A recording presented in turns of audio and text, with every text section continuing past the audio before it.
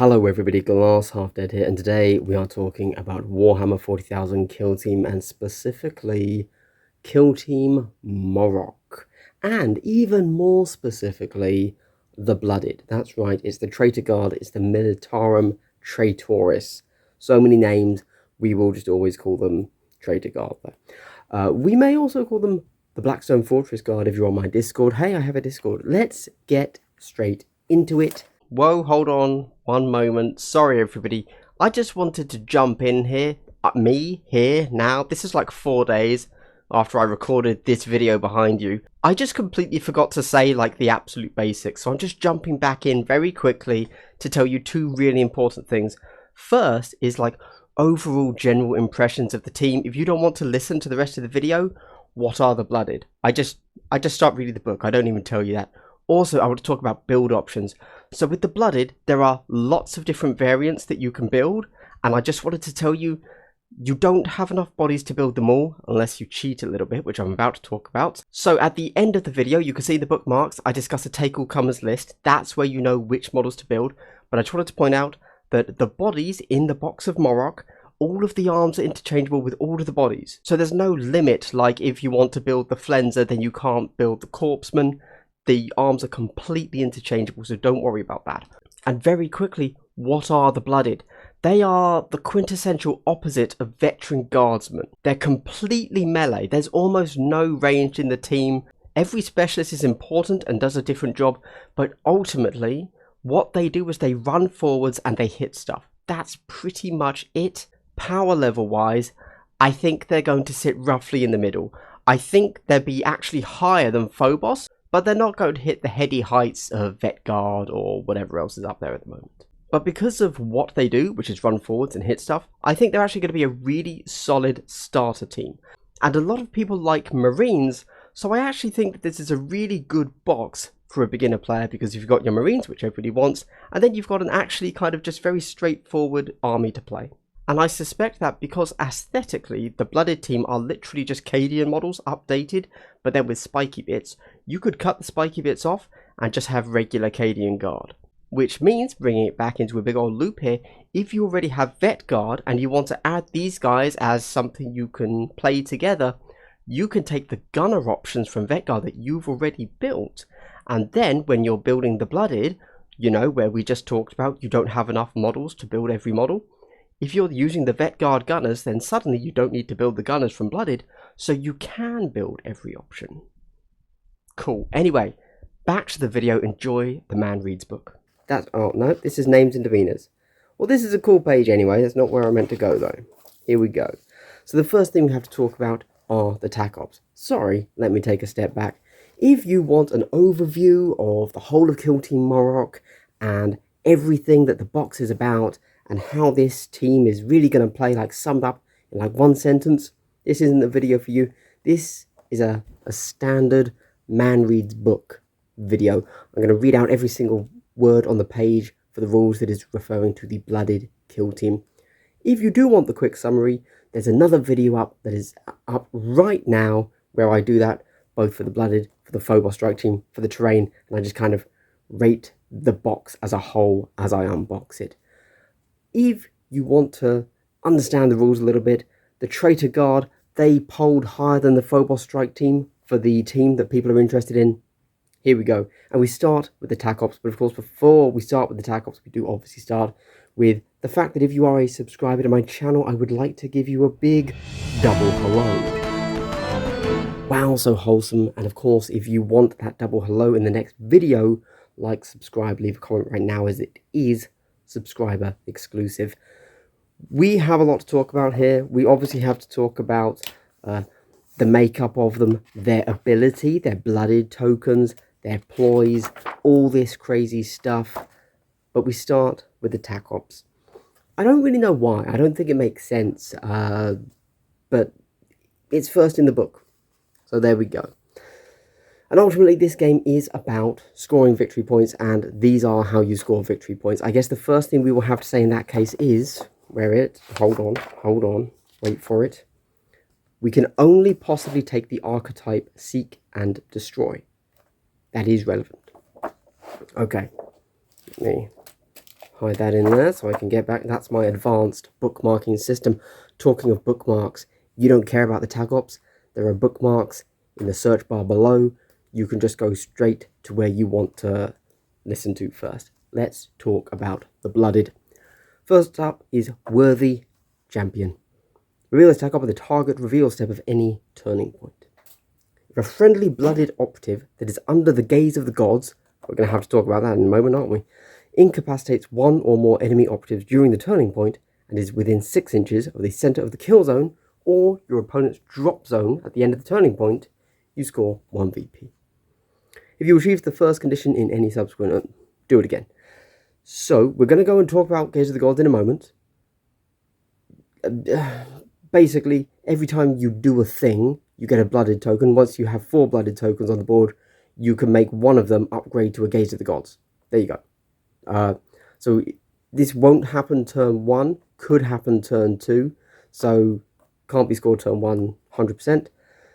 You have to be within 6 inches of the center, but don't forget that you have Seek and Destroy. You don't have access to some of the others where you have central control or seize ground, etc. So you can't mix and match with that. Also, you have to stay alive. You can't run in, kill, and then get killed. Malign Command. Reveal this Tac Op at the target reveal step of any turning point. At the end of any turning point, if friendly Blooded operatives control half or more of the objective markers, and each of those objective markers is controlled by one or more friendly Blooded operatives that have a Blooded token, you score 1 VP. Do it again. And so, again, I am going to read out just word for word exactly how you get a Blooded token, but essentially, when you do something, you get given a Blooded token, and then at the beginning of the initiative phase, every round, strategic phase, at the beginning of the strategic phase, every round, you can hand out your Blooded tokens to anyone you want on your team. So, yeah. But of course, if they die, you no longer have that Blooded token, blah, blah, blah. We'll get into that, but yeah. It makes these a little bit hard to understand until you've gone and you've read how Blooded tokens work. Then you need to come back and read these. Anyway, then we have Bloodbath, Faction Tac Op 3. Reveal this Tac Op at the end of the battle.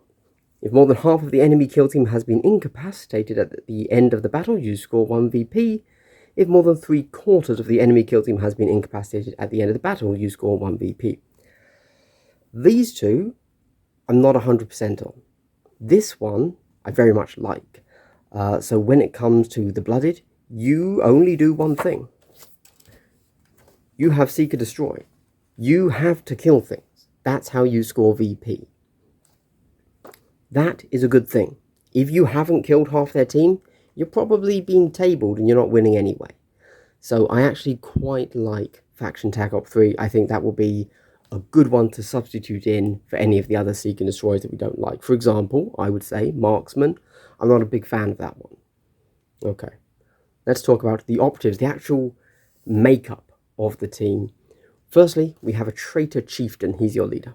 That's the only option, but he can be loaded out in several different ways. Auto pistol or las pistol, chainsword or power weapon. Bolt pistol, chainsword. Bolt gun, bayonet. Plasma pistol, improvised blade. Now, how are you going to load this guy out? Well, you know what? We'll save that till the end. For now, we're just reading through. If you want any opinion, jump to the bookmark at the end. We then have 9 operatives, and then we have an additional 4 at the bottom. The 9 are Traitor Brimstone Grenadier, Traitor Butcher, Traitor Commsman, Traitor Corpseman, Traitor Flenser, 4 varieties of Gunner, a Sharpshooter, a Thug, a Trench Sweeper, and then a Regular Trooper. So we actually have 13 possible options here. We then have the option of 4 more Blooded, which are the Enforcer, which counts as 2 selections, the Ogrin, which counts as 2 selections, or just regular troopers. And of course, other than Traitor Troopers, you can't take any more than once, and you can only include up to 2 Traitor Gunners. I'm going to spoil this for you now. Traitor Gunners, they're the standard guard stuff: Flamer, Grenade Launcher, Meltgun, Plasma Gun, Grenade Launcher. There you go. You don't need to worry about the rest. But which of these are we going to take? Are we ever dropping out the Enforcer or the Ogrin for Troopers? We will get to that again in the end section when I give you a take all comers list. Let's talk about their ability, their defining thing. Blooded tokens. Keep a pool of blooded tokens. Add a blooded token to your pool as follows. At the start of each initiative phase. So you just passively get one every turn. Or every round, sorry. The first time an enemy operative is incapacitated in each turning point. So every time you get a kill, or sorry, the first time you get a kill, you get an additional one. Which, considering how you score VP, you should always really be getting 2. If you don't get that, it's a bad day for you. And finally, the first time a friendly operative is incapacitated within red of an enemy operative in each turning point. So if you're just sniped from across the board, no bueno. If you go down in a bloody mess, you know, hand-to-hand melee, you get one. Once in each strategy phase, when it is your turn to use a strategic ploy or pass, you can assign any or all of your blooded tokens from your pool to friendly blooded operatives in the kill zone. Each operative can have no more than 1 blooded token. Okay? That's the first half. We'll get to this bit in a moment. This is relatively simple. I will say there are a few other ways to get blooded tokens on these specific datasheets, but at the core, this is the core that makes up this team. We're about to talk about what a blooded token does, but for right now, understand you get one passively at the start of each initiative phase. You get one if you get a kill, and you get one if you die. But only once.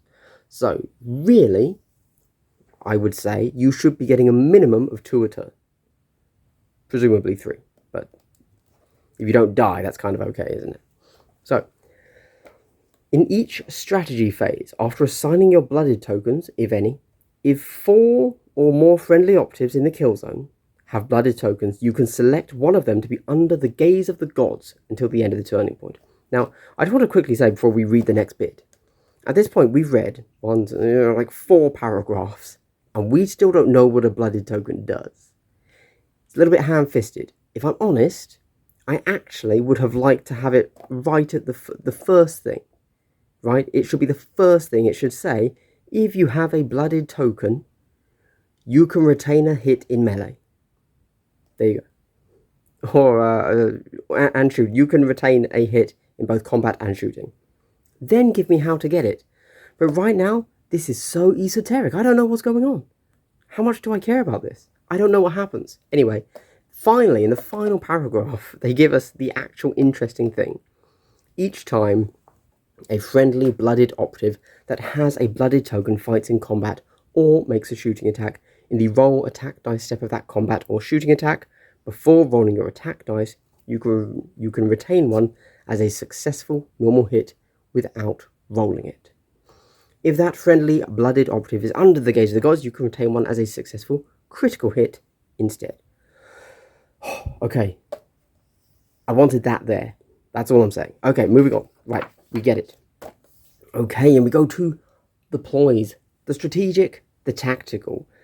Let's just dive straight in, shall we? Overcharged las guns. They don't have any 2 CP strats. Oh, the camera's gone. So they're all 1 CP. Overcharged las guns. So at the end of the turning point, each time a las weapon is selected for a friendly blooded operative to shoot with, excluding a sharpshooter's long las. Do note that, despite it having las in the title, it says no specifically. You can choose to overcharge it. If you do so, that weapon gains the AP1 and hot special rules for that shooting attack. A las weapon is a ranged weapon that includes las in its name, e.g. las gun, las pistol, etc. Glory kill. Select one enemy operative visible to a friendly blooded operative until the end of the turning point. Each time a friendly blooded operative fights in combat with or makes a shooting attack against that enemy operative, in the roll attack dice of that combat or shooting attack, you can re-roll one of your attack dice. Yep. Reckless aspirants. In the next firefight phase, while a friendly blooded operative that does not have a blooded token is within red of your opponent's drop zone, treat it as if it has a blooded token. Dirty fighters. Until the end of the turning point.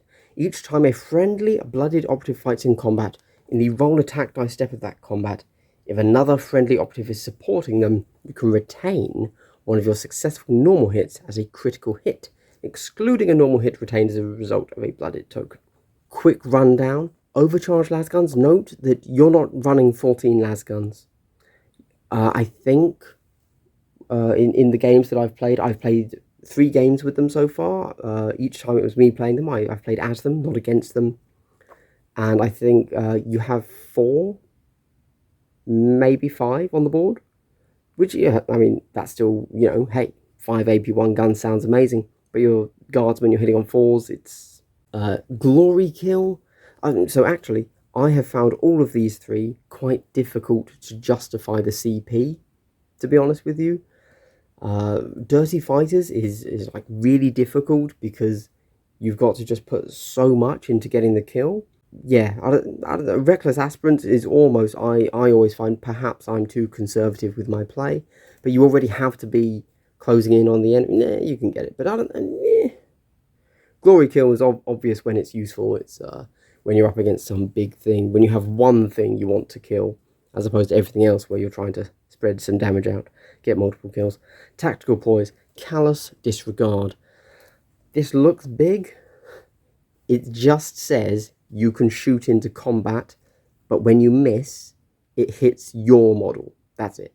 There you go. Yeah. Which is pretty cool. I like it. Honestly, I think this should be a core rule. I think you should always be allowed to shoot into combat. I think that's cool. Moment of Repute. Use this tactical ploy when a friendly blooded operative that is under the gaze of the gods is activated. Add 1 to its APL. This is good. Yep. If you manage to get a gaze of the gods guy, that will be obviously a big one. You'll probably be throwing that on your Ogrin or your Enforcer. Reward earned. Use this tactical ploy when an enemy operative is incapacitated by a friendly blooded operative within blue of it. Add 1 blooded token to your pool. Get a kill in melee for 1 CP. You get a blooded token. Easy. Dark Favor. Use this tactical ploy when a friendly blooded... in case anybody's thinking, oh wow, I could spam that turn 1 and end up with a Gaze of the Gods by turn 2. Which is possible to do regardless, but quite difficult. With this, you can only ever use tactical ploys once per phase, turning point, whatever it is. Dark Favor. Use this tactical ploy when a friendly blooded operative that has a blooded token is selected as the target of a shooting attack. Select 1 other friendly blooded operative that does not have a blooded token, is within 2 inches of that friendly operative, is visible to the active operative. Resolve that shooting attack against that other friendly operative instead. It is treated as a valid target. So I haven't really fully thought about the full kind of implications of this. Like, oh, well, what if, you know, like, does a valid target mean it can definitely be shot? Or are you saying now that it's out of line of sight or whatever? I think it's very clear from Rye that you will always, essentially, you're grabbing the guy next to you and just holding them in front of you as a human shield and then putting them back, right? I mean, that's what Dark Favor does.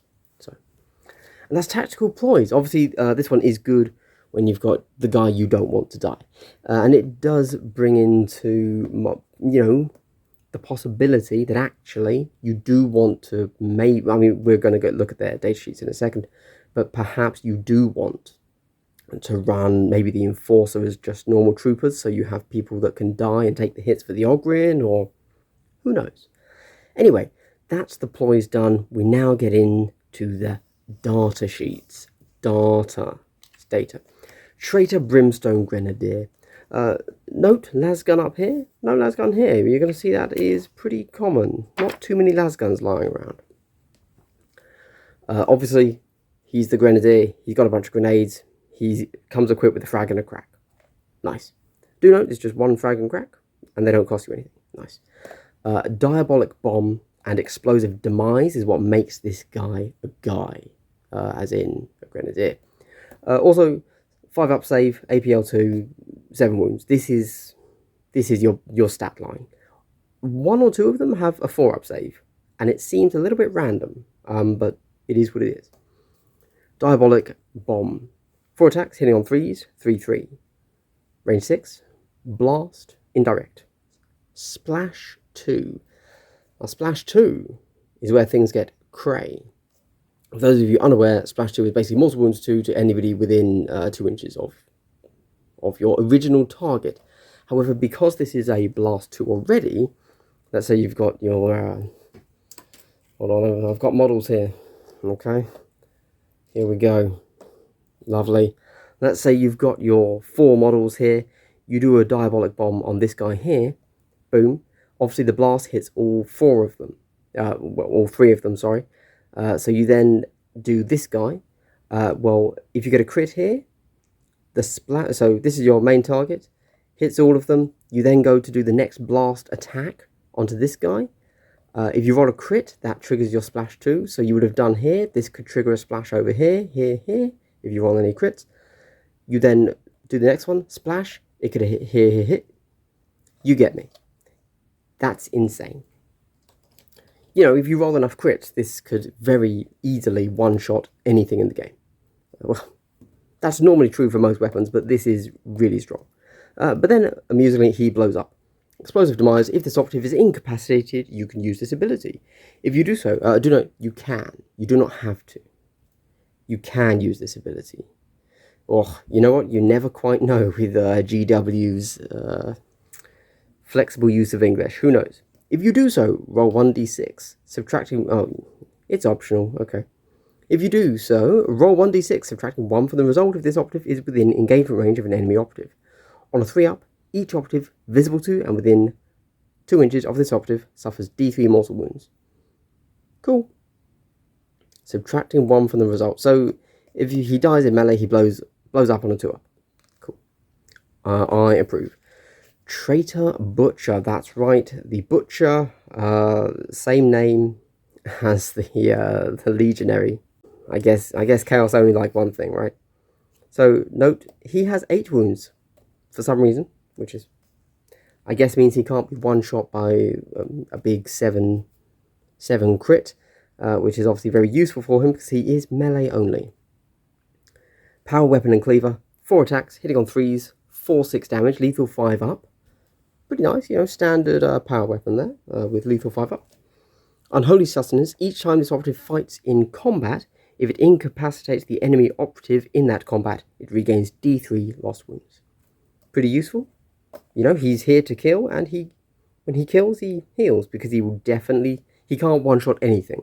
So he is guaranteed to take damage, so that is useful. Blood Offering. Each time this operative fights in combat with this weapon in the resolved successful hit step of that combat, the first time you strike with a critical hit, add 1 blooded token to your pool. So do note that it's not the first time you retain a critical hit, it's the first time you actually make the strike. So if you get 1 shot, you don't get 1.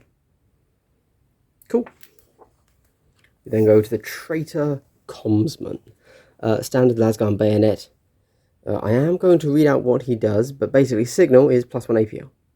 Sacrilegious Actuation. You can select... oh, sorry. I'm not going to read it. You can swap a blooded token from one guy to the next. There you go. We're not reading all of that. Traitor Corpsman. Firstly, he has a funky melee weapon, but it's not good. It's 1/4 with lethal 5-up, only 3 attacks. So, yeah. Abilities. At the end of the select a kill team step of the mission sequence, if this operative is selected for deployment, you can select 1 friendly blooded operative to gain a stim effect, which we have here, which is pretty cool. Stims. Select 1 friendly blooded operative visible to and within 1 inch of this operative. Then select 1 of the stim effects opposite. You can only select each stim effect for each operative once per battle. This operative cannot perform this action while within engagement range of an enemy operative. I take it all back.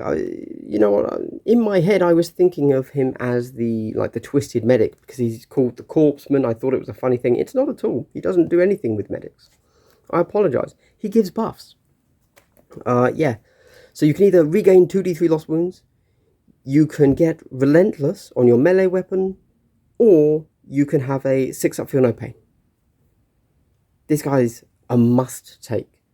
Even if all he did was give you a Relentless on one of your models, also take. Yeah, Absolutely amazing. I have nothing else to say. You have to take him. Traitor Enforcer. So this is the first, the dude. I have him over here. I was doing some weird paint scheme test on him. Ignore that color scheme. But yeah, he's cool. What does he do though? So no APL 2. So we're not going full worm cult where we get the super funky guys. He is a 4-up save though. 8 wounds. So did I miss some? No. Okay, so the thug. There's another one that has a 4-up save. Yeah. So 4-up save, which is nice. He's hitting on 3s instead of 4s, which is also good. 8 wounds. He still goes down super quick though. Let's be clear on that. But let's read bolt pistol. 4, 3 up into standard bolt pistol. Power fist, standard power fist. It's got brutal. It's hitting on the 5/7. It is -1 to your BS, so it's hitting on 4s. Grueling Disciplinarian. While a friendly blooded operative is visible to and within 3 inches of this operative, it is not treated as being injured. Only ignore the modifier to its movement characteristic as a result of being injured if it is activated within 3 inches of this operative. That's pretty cool. Yeah. Remove an injured effect, or the injured effect, essentially, which is nice. Also, it's a passive aura, so it doesn't need to be activated. Cool. Enforce. 1 AP. Select one other friendly blooded operative that is not ready and is visible to and within 3 inches of this operative. Then select one of the following. That operative can immediately perform a free dash action. If that operative has an engage order, it can perform an overwatch action. This operative cannot perform this action while within engagement range of an enemy operative. So, it's interesting.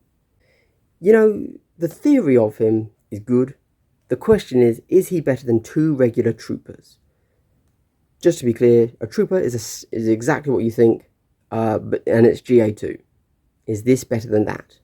There's obvious reasons why he is, in the sense of power fist, and he has abilities over, but 2 troopers, as we know from Vet Guard, are pretty good. I would argue that, yes, he is something you want to take, but perhaps not every time? I think I'm just not... I think we will see him be something that needs to be taken. He's a super cool model as well, so that's good, obviously. But he's not... he's only 8 wounds with a 4-up save. He does fold like paper. And he does have a huge target on his back. So. And also, his abilities aren't so good. So if you ignore his abilities, is a bolt pistol power fist better than 2 troopers? That's the question. Yes, these come into play sometimes, but certainly the 3 games I've played, not hugely. They might come into effect once, Anyway, Traitor Flenser. So this is, you see, we've got the Butcher with 2 weapons, and now we've got the Flenser with 2 weapons, and we've got the Enforcer with a big weapon, and we've got, there's a lot of dudes with melee is what I'm saying. So when you think back to the lasgun thing, there's not huge amounts. So Skinning Blades, he has 4 attacks hitting on 3s, 3/4. Ceaseless, which means reroll 1s, and Stalk. Wonder what Stalk means. Well, how about that right here? Each time this operative fights in combat with this weapon, if it is within 2 inches of light or heavy terrain, this weapon gains the lethal 5-up special rule for that combat. Let's be honest, guys. With the density of terrain we play and how people play the game, needing to be close to terrain, you might as well just say this has lethal 5-up. Wretched, this operative can perform a charge action while it has a conceal order. There you go. Now, if this operative is incapacitated in combat, if you have any remaining attack dice, you can strike with 1 attack dice before this operative is removed from the kill zone. I mean, I actually do like this model. Yes, he dies very quickly, but he has no matter who you go up against, you essentially have a guaranteed 3 damage, which is nice to have. It should be 4 damage, very close to guaranteed 4 damage, but yeah. Traitor Gunner. We all know what the gunners do. Plasma gun is an auto take, genuinely.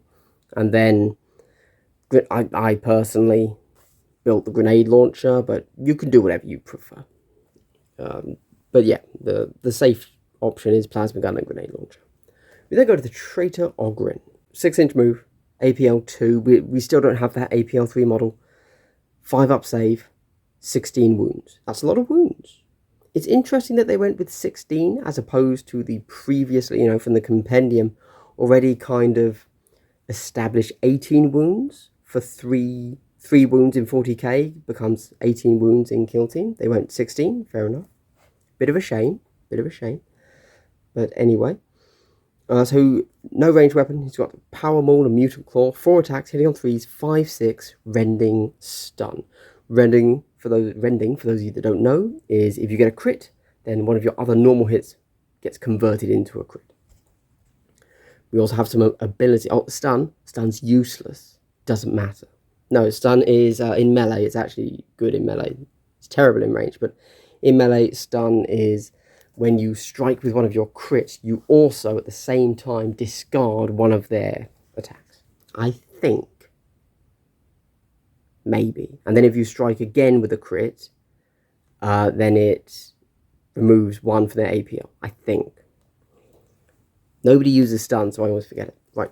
Avalanche of Muscle. Each time this operative finishes a charge action, select one enemy operative within engagement range of it to suffer D3 mortal wounds. Cool. Chem Enhanced. You can ignore any or all modifiers to this operative's APL and it is not affected by the stun critical hit rule. Brute. This operative cannot perform mission actions or the pickup action. That's otherwise specified. This operative cannot be equipped with equipment. That just means that can't perform mission action, can still stand on an objective. So, Traitor Sharpshooter. Sharpshooter's long las, 4 attacks, hitting on 3s, 3/3, silent, mortal wound 1. So this is kind of a bad sniper. On the one hand, he doesn't have heavy like some other snipers, but he's hitting on 3s instead of 2s like the other snipers, and he's only 3/3 damage. Meh. Camo Cloak does exactly what you'd expect. Each time a shooting attack is made against this operative, in the roll defense dice step of that shooting attack, before rolling your defense dice, if it is in cover, 1 additional dice could be retained as a successful normal save as a result of cover. I generally really like how Camo Cloaks work in Kill Team. Yeah. This means that despite you only having a 5-up save, you are actually remarkably more resilient than you might expect. Otherwise, same stat line. Unlike the Traitor Thug, who has the 4-up save, as opposed to the 5-up save of everything else. Oh, only other thing to note is this the guy that I was talking about with the strategic deploy, hotshot lasguns, doesn't apply to his despite it having las in the name. They caught that one, which is a real shame, because that would have been awesome to turn that into an AP1 gun. Yeah. Heavy Club. 4 attacks hitting on 3s, 4/4 brutal. Tough. Each time this operative fights in combat or a shooting attack is made against it, subtract 1 for the normal damage characteristic of the enemy operative's weapons for that combat or shooting attack, to a minimum of 1. Understand that when it says normal, that means the first number in the attack. The critical damage will not be reduced. So that's pretty useful. Obviously, when it comes to this sort of team, if you're able to remove even 1 damage from incoming fire, that's actually super useful. So, good that he has it. Frankly, it should be something the whole team has. Traitor Trench Sweeper. One of the coolest looking models, in my opinion. Aha, look at that. Oh, yeah. No way it's going to focus, is it? Oh, yeah. Love me some classic. For some reason, anyone with a shield, I love. You know? Don't know why. It's 40k, and I think anyone with a sword, boring. You know, it's 40k. Everyone has a sword. But give someone a shield? That's my jam. Shotgun, bayonet, and shield. The shotgun is 4 attacks, hitting on 2s, 3/3, range 6. Now that hitting on 2s is pretty good for our guy here, I've got to be honest. And then the bayonet and shield is nothing to write home about, but let's read it. 3 attacks, hitting on 3s, 2/3. Bad stat line, but it does have the shield special rule, which we now have to read. So, well, yeah. Each time this operative fights in combat with this weapon in the resolved successful hit step of that combat, each time it parries, 2 of your opponent's successful hits are discarded instead of 1. Cool, so this is very clear. There's no need to kind of query this one. If you're parrying with a crit, it can parry 2 crits, or a crit and a normal. If you're parrying with a normal, you can only parry 2 normals. Cool. Nice. Should hopefully make him nice and survival. He does have the 4-up save as well. Frankly, I would have liked to have seen him with 8 wounds, but what can you do? Also, this doesn't affect it, like this doesn't give him an invuln, unlike some compendium storm shields we've seen. So it's a little bit... They could have done more with it. Perhaps if this team turns out to be underpowered, this is one of the things they could tweak, giving him an invuln, or who knows. Or just straight up increasing his save. Shielding. Each time this operative is activated, you can use this ability. If you do so until this operative is next activated. Each time a shooting attack is made against this operative, in the roll defense dice step of that shooting attack, you can re-roll any or all of your defense dice. Subtract 2 inches from this operative's movement characteristic. Cool. Yeah, being able to re-roll all of your defense dice is super useful, but obviously there is the negative. Very thematic, very fluffy. He's hunkering down behind the shield. Traitor Trooper. We already know what this guy is. I've already mentioned it. 5-up save, GA2. That's gun bayonet. 4-up, 2-3. Objectively worse than Veteran Guardsman Trooper, despite having the same stat line, because, of course, you don't have orders that they can be affected by. Traitor Chieftain. Now, remember, some of these are locked to going with other ones, so you can't just take the best here and the best here. It's actually quite a harsh locking into, so let's go over it. He's what you'd expect. He's literally a trooper, but with +1 wound. Yeah, okay, let's go over. So, auto pistol, what you expect. Bolt pistol, what you expect. Bolt gun, okay, you can do that. Fair enough. Plasma pistol, very good. However, remember the plasma pistol cannot be taken with the power weapon. The power weapon is the best melee weapon. The plasma pistol is the best range weapon, unless for some reason you want a bolt gun. But I don't think you do, to be honest, but it's possible. So plasma pistol is the best, but it can't be mixed with the best close combat. The plasma pistol has to go with the improvised blade instead, which is 4 attacks hitting on 3s, 2-3. Which is the same as a bayonet. I don't know. A chainsword is 4 attacks hitting on 3s, 3-4 balanced, but I think you just get into a weird situation if you're going... I do think you either want to go plasma pistol or power weapon. If you take the power weapon, you get the auto pistol, I think. If you take the plasma pistol, you get the improvised blade. When I built my guy, he's not just to the side here, my bad. I went with the power weapon and the auto pistol because I figured there's so much melee in this team. All of my guys are going to be in melee. So if he's up there as well, and don't forget there's the Tac Op where if you have multiple guys in the same so not the Tac Op, the Ploy, where you get bonuses for getting the ganging up rule for having multiple guys in the same thing. So I've played this team 3 times. You got to go plasma pistol. That was a mistake. He should just be a plasma pistol, and it's fine. You're never going to use the improvised blade. Plasma pistol all the way. We then go to his abilities. Blooded icon. Once per turning point, when a friendly blooded operative with a blooded token is incapacitated within 6 inches of this operative, you can add that token to your pool. This has no effect if the operative is only treated as having a blooded token. So this is actually quite useful. I've got to admit, I didn't know he had this, so it's possible this would have come into effect at other times. But your guys die really easily. When you give them a blooded token, they're not guaranteed to make it to the next round, and you are trying to save up 4 blooded tokens so you can get an auto-retained crit. But yeah, so this is pretty good. If they're within 6 inches, he can just take it back. Very useful. Lead with strength. Each time this operative fights in combat or makes a shooting attack, if it has a blooded token and is more then red from your drop zone. Treat it as if it's under the gaze of the gods. That's pretty nice. Now, obviously, that leads into you probably wanting the power weapon, as it's a guaranteed 6. But I don't know. I don't think it's really going to be used, to be honest. Okay, that is the data sheets. We'll talk more about, you know, what to actually take once we get back to the end of the video, where we decide, you know, a take all comers list. We now have to go over equipment, and I will very quickly flick through the Spec Ops. Equipment. Guys, just take three cracks. They gave them cracks, take 3 cracks. That means you can be a 4 grenade team. You've got your grenadier with the diabolic grenade and can blow up, and then 3 dudes with cracks. You have guys that don't have range weapons. Give one to your thug. You can't give it to the ogre. Give one to your flenser. Give one to your butcher. I've solved the equipment problem. We're going to read the rest, but that's what you're going to do until they nerf cracks, which I assume is coming, which probably a good thing, probably needed, but it does make thinking of equipment very easy. Anyway, armor plates, 2 EP. Each time a shooting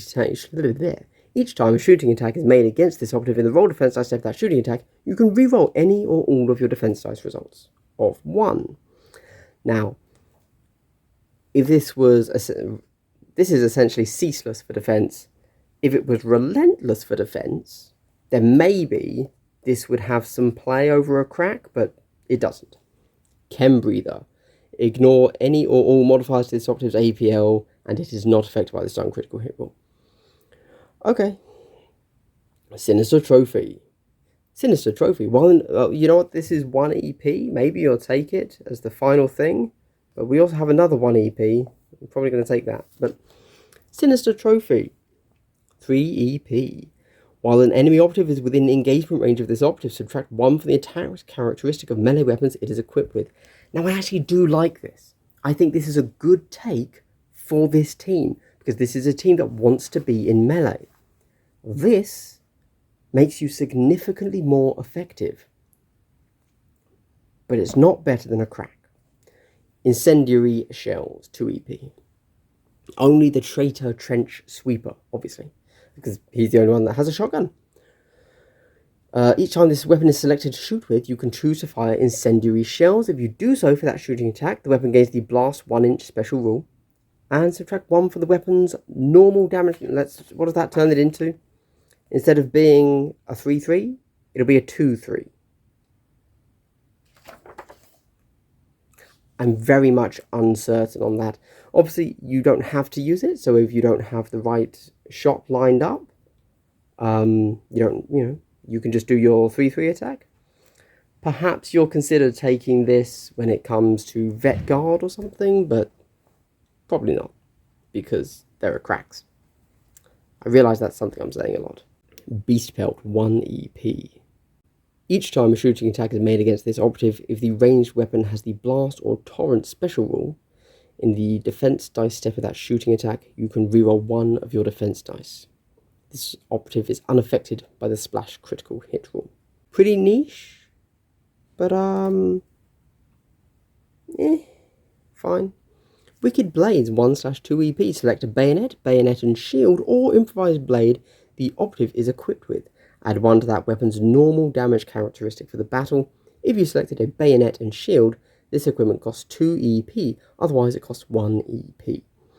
Now I will say, perhaps, pretend crack grenades don't exist for this answer, perhaps you would want to give a Wicked Blade to the Traitor Chieftain. You know, if they come along and they nerf cracks hard and nobody wants cracks anymore, I could see that being something you give out. I can see that, because you're definitely going plasma pistol here. So, cool. Now I'm just casually flicking through the Spec Ops campaign for them, because why wouldn't I? You know me, I'm a fluff bunny. Oh, look at this, Reavers. You know, if you want to know whether or not Reavers are actually takeable in the Phobos Kill Team, you will have to watch the other video. More things. Yep. Oh, terrain. I'll cover that in another video. Let's... Where are we? Hold on. We can do this. Nope. Nope. Bear with me. Nice. So now that we have the full story, I guess is the word there, let's have ourselves a little think as we finish this video on a Take All Comers team. How are we building this? Of course, if you've already watched my general overview, I'll have told you what you want to build, but here hopefully I can explain a little bit about my reasonings behind it. So, or, well, if you followed along, you now know why I think what it is, because I explained it when we were there. But I think you want to take the Traitor Chieftain with the plasma pistol. A plasma pistol is just so good. There is no other way to reliably kill, you know, an elite model. This just does it. And you don't really have to kill yourself. Unlike if you go with the power weapon, where potentially you would end up winning or losing that combat. So plasma pistol every time. We can then take 9 of the 1, 2, 3, 4. Okay, basically you take all of them. So you take one of each specialist, which will give you the Grenadier, the Butcher, the Commsman, the Corpsman, the Flenser. You are then going to take the Grenade Launcher, and you're going to take the Plasma Gun. This leaves us with 2, but we have the option of the Sharpshooter, the Thug, or the Trench Sweeper. We have to leave one of them behind.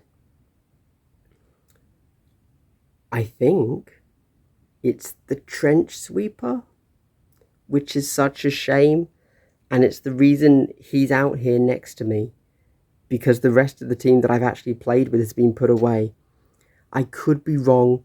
There might be something in his 2-up, his ballistic skill 2, that makes him better than, I would say, the Sharpshooter.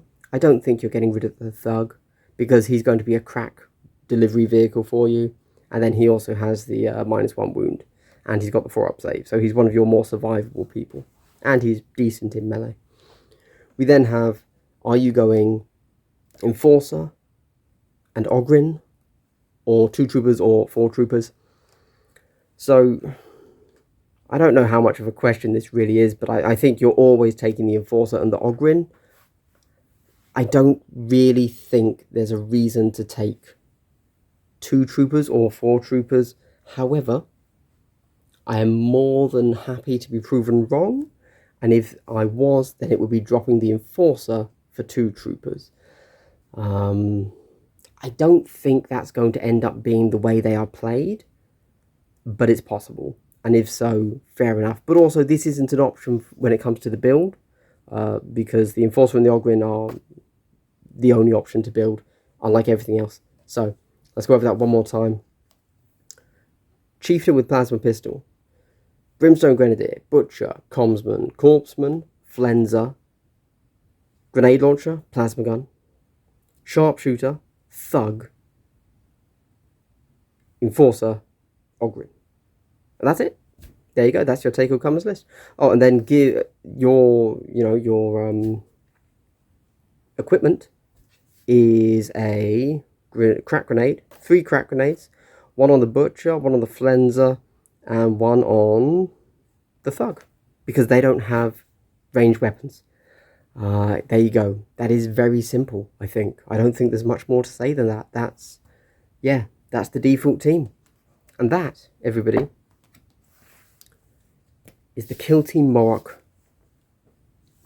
the blooded Kill Team.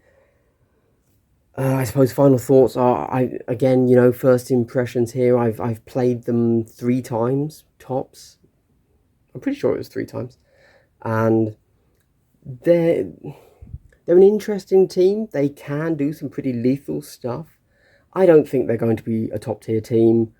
I think they're going to be pushing mid-tables or bottom tables. I don't think we're going to see a huge amount of them podiuming. Once we're past the first tournament or 2, the first month or so, where people don't know what the team does, because you can easily have someone that's practiced a lot with them go into someone that's never seen them before, in which case, anytime you're up against a new team, there's the possibility that they just get you. But I don't think this team has that factor. I don't think this team has a gotcha. The Phobos have more of a gotcha than these guys. These guys are very simple. And in that regard, I think they're actually pretty good. I think if somebody comes into the game and says, oh, I really like the look of the Blooded Kill Team, and I picked up Moroch because it has the 40k terrain, so I can use that in 40k, and it's got Marines, and everybody loves Marines. But hey, actually, I think the Blooded look really cool. How are they in the game?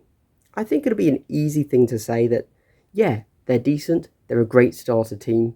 If you like them, that's a good place to start, because they're very simple. Everything about them tells you to run forwards, both in the way they're equipped, the way they play, what their ploys do, and what their Tac Ops do. Run forwards. And so I think for that reason, they'd actually be a pretty acceptable team to learn on. There you go. Okay, guys.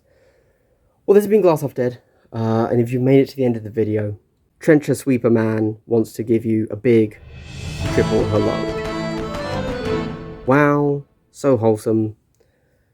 If you want more wholesome hellos, then all you have to do for the trip is watch till the end of the video. You want the trip? Watch the vid. There you go. So really, thank you very much. And if you're interested in seeing how these guys play, I think I've got 2 battle reports with the Blooded coming up later in the week. So check those out. It's going to be the same format as the live stream that I did for the tournament that I ran last weekend. So it's just 2 people sitting down, you get the top-down view, you get the side angle, you get the dice box, and you get the scores being updated. But because it's not live streamed, it's all the gameplay sped up, and you just get some fast gameplay with some words over the top, whilst and then in between rounds we stop and we have a little chat about what happened. So check that out. Guys, thanks very much for watching. This has been Glass Half Dead. I hope you've had a good day and continue to have a good day. Goodbye.